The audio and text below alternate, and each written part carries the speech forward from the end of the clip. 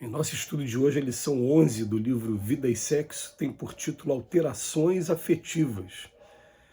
Pergunta 208 do Livro dos Espíritos. Nenhuma influência exerce os espíritos dos pais sobre os filhos depois do nascimento desse? Resposta, ao contrário, bem grande influência exerce. Conforme já dissemos, os espíritos têm que contribuir para o progresso uns dos outros. Pois bem, os espíritos dos pais têm por missão desenvolver o de seus filhos pela educação. Constitui-lhes isso uma tarefa, tornar-se-ão culpados se vierem a falir no seu desempenho. Muito comum se alterem as condições afetivas depois que o navio do casamento se afasta do cais do sonho para o mar largo da experiência. Converte-se então a esperança em trabalho e desnudam-se problemas que a ilusão envolvia. Em muitos casos, a altura da afeição permanece intacta, entretanto, na maioria das posições, arrefece o calor em que se aquecia o casal nos dias primeiros da comunhão esponsalícia. Urge, porém, salvar a embarcação ameaçada de sossombro, seja pelo choque contra os rochedos ocultos das dificuldades morais, ou pelo naufrágio das águas mortas do desencanto. Parceiro e parceira nos compromissos do lar precisam reaprender na escola do amor, reconhecendo que acima da conjunção corpórea fácil de se concretizar, é imperioso que a dupla se case em espírito, sempre mais em espírito, dia por dia. Não se inquiete o par à frente das modificações ocorridas, uma vez que toda afinidade correta nas emoções do plano físico evolui fatalmente para a ligação ideal, a exprimir-se na ternura confiante da amizade sem lindes. Extinta a fogueira da paixão na retorta da organização doméstica, remanesce da combustão o ouro vivo do amor puro que se valoriza cada vez mais de alma para alma, habilitando o casal para os mais altos destinos na vida superior. Isso acontece porque os filhos que surgem são igualmente peças do matrimônio, compelindo o lar a recriar-se de maneira incessante em matéria de instituto endereçado ao trabalho de assistência recíproca. O carinho repartido a princípio a dois passa a ser dividido por maior número de partícipes do núcleo familiar, e esses mesmos condôminos do estabelecimento caseiro, em muitas circunstâncias, são os associados da doce hipnose do namoro e do noivado, que mantinham nos pais jovens ainda solteiros a chama da atração entusiástica até a consumação do enlaçamento afetivo. Quase sempre espíritos vinculados ao casal, ora mais fortemente ao pai, ora mais especificamente ao campo materno, interessavam-se na vida maior pela constituição da família à face das próprias necessidades de aprimoramento e resgate, progresso e autocorrigenda. Em vista disso, cooperaram em ação decisiva na aproximação dos futuros pais, aportando em casa, pelos processos de gravidez e do berço, reclamando naturalmente a cota de carinho e atenção que lhes é devida. Em toda a comunhão mais profunda do homem e da mulher na formação do grupo doméstico, seguida de filhos ali compartilhar a existência, há que contar com a sublimação espontânea do impulso sexual, cabendo ao companheiro e à companheira que o colocaram em função aderir aos propósitos da vida que tudo renova para engrandecer e aperfeiçoar. Conquanto basta às vezes sejamos recalcitrantes na sustentação do amor egoístico, desvairado em exigência de toda espécie, a pouco e pouco acabamos por entender que apenas o amor que sabiamente se divide em bênção de paz e alegria para com os outros é capaz de multiplicar a verdadeira felicidade. É muito interessante a gente ler com calma esse texto de hoje, porque ele vem falar de uma coisa que às vezes passa despercebido por muitos de nós. Ele vem dizer que no primeiro momento a gente vive as ilusões, né, do namoro, do noivado, mas quando vem o compromisso, os problemas começam a chegar. E ele vem dizer para a gente que antes da gente reencarnar, antes da gente nascer aqui nesse plano físico, a gente teve a oportunidade de planejar, fazer um planejamento familiar, ou de assistir os nossos mentores, os nossos amigos que estão superiormente hierárquica até a gente aqui no plano espiritual mesmo, fazer esse ajuste para a gente.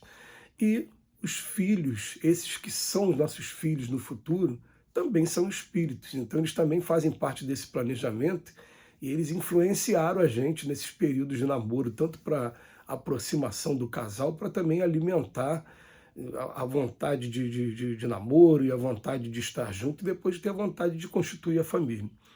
O Emmanuel não fala, no texto de hoje, sobre também os processos obsessivos, destrutivos, que também acontecem nesse período. A gente não vai entrar muito em detalhe, mas é nesse período também que aqueles que ou a gente destruiu a família no passado, ou então que são os nossos amigos, companheiros das aventuras sexuais que a gente tinha no passado, às vezes eles também não querem que a gente assuma um compromisso afetivo, e também eles acabam atrapalhando esse planejamento.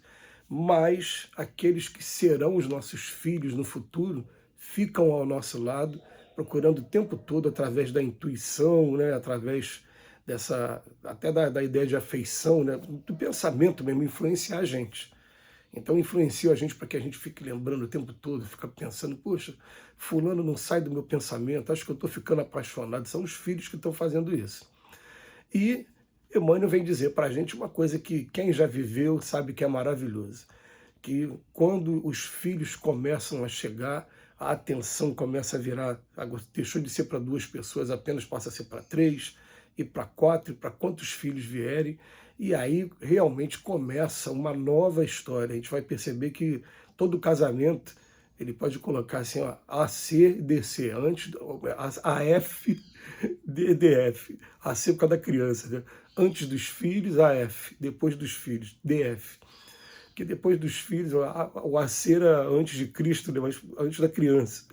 Então o que acontece? Depois que acontece isso, aí o nosso lar muda completamente a feição, os objetivos mudam completamente, e a gente chega a um ponto que eu, por exemplo, não conseguia mais imaginar minha casa sem crianças. A minha casa sempre esteve muito cheia de crianças, minha casa sempre pareceu uma creche aqui, né?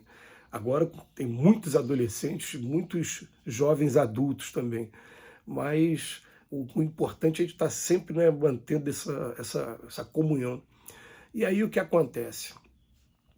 Emmanuel tem a preocupação de dizer para a gente que isso tudo estava planejado, isso tudo estava ali tendo a influência espiritual.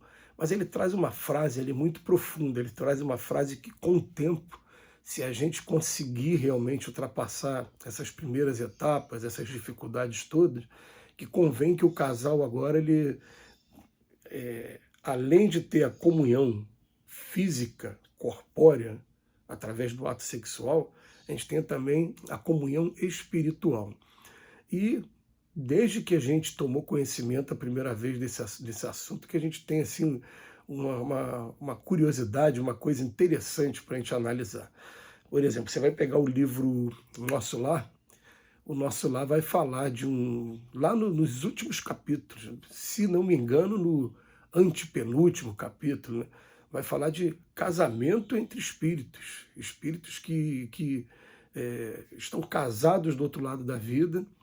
Inclusive conta a história se não me engano, né, não me lembro, mas não me falha a memória, é mais ou menos isso.